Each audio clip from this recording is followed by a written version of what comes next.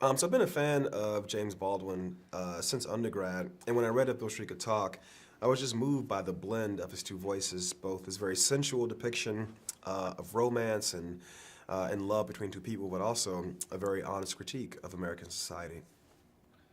Did you work at all with his family or estate on the project?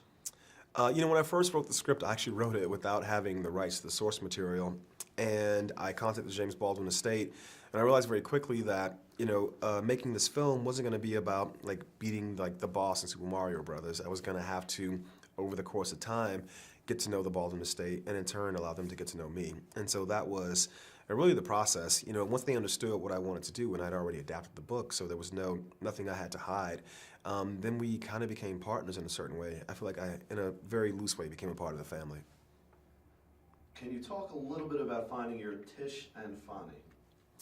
Tish and Fonny are the center of the universe of Beale Street Could Talk, and finding them was a very wide search. I was looking for two young actors who could project the energy of being soulmates. I thought that was very present in the book, and it had to be very present in the film.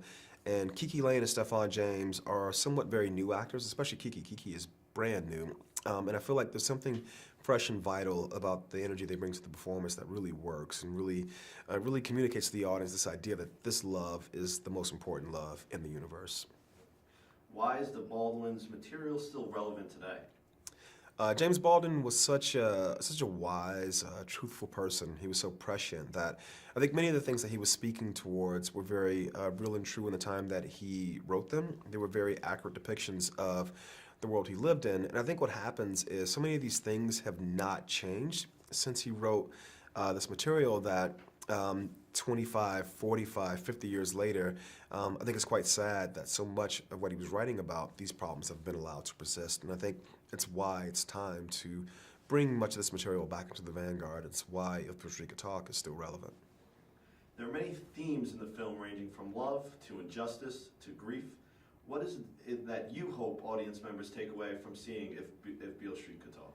I really hope that audiences take from Beale Street, I really hope that when audiences watch Beale Street Could Talk, they walk away with this feeling of love and hope and optimism.